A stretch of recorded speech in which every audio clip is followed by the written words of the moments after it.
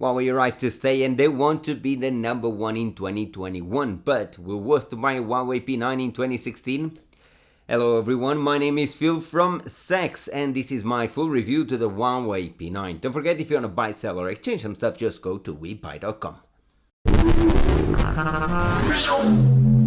This Huawei P9 is the Huawei's flagship till they show us the Mate 9 phablet that's supposed to be presented at IFA in September. This P9 is already in stores and I think most people don't realize how awesome this smartphone is. And no, Huawei did not pay me to talk nice things about it. This Huawei P9 has some disadvantages as well, but in quality price will be a really hard smartphone to compete with. Make no mistake, this is a flagship phone, fellas. Huawei shows us an elegant device with an awesome build quality. I'm pretty sure that when you pick this phone you'll realize that I'm not kidding.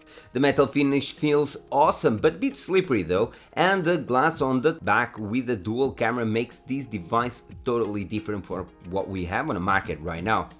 On the front panel, we're gonna find a 5.2 inches 1080p Full HD screen. This is an IPS display, but the saturation is cool and at the first glance I thought we were talking about an AMOLED display. So yes, the blacks are deep and the reds are bright.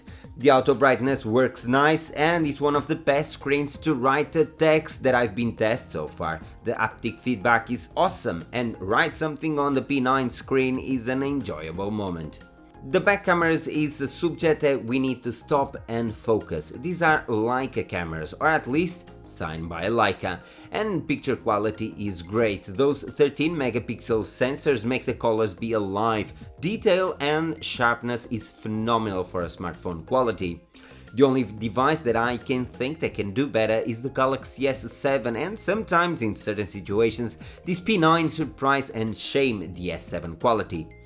The dual lens work as dual sensors. One is the colors and the other one is a monochromatic, basically black and white to capture more light in low light conditions. But night pictures are just too yellow, I'm afraid, and offers a lot of grain. These dual sensors does not have optical stabilization, so yes, it's a pain to focus in low light conditions and capturing a video sucks, even though it's a 60 frames per second. Front-facing camera is a cool 8 megapixel sensor, will be more than enough quality for some duck face pictures to Instagram. One thing that is worth to talk about is the UI on the camera. It offers an outstanding interface with a lot of options for manual modes. UI. So let's talk a little bit about user interface. This Huawei P9 gives us an emotion UI as an interface. This is simple, or you love it or you hate it. If you are an iPhone guy, you'll find the MUI really intuitive. If you want the complexity of Android, it's probably better install a launcher on it. This MUI is way better on this P9 than was on the Huawei P8. The Android 6.0 Marshmallow shows a flawless interaction at all time.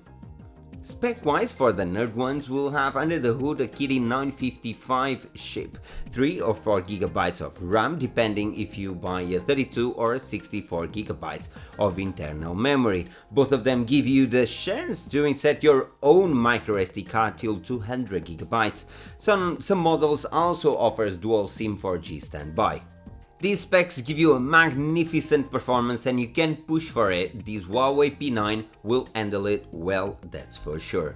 It's also important to add that I've never seen a fingerprint scanner so fast. Will work even when the screen is off, and it's just a shame that it's on the back of the device. That, of course, is just my opinion. It's worth to mention that calls and network were stable, at least in Leeds and London with giffgaff.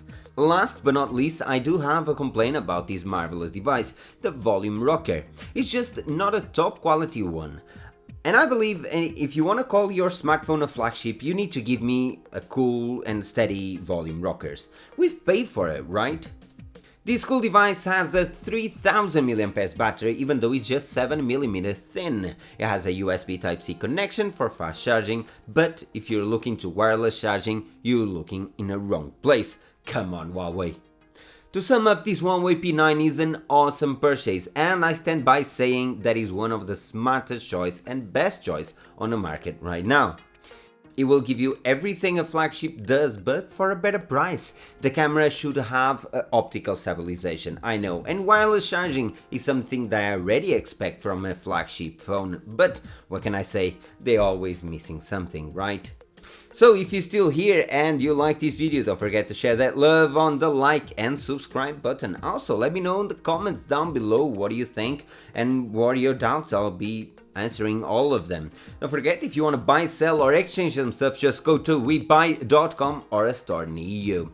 My name is Phil and I see you guys on the next video. Take care.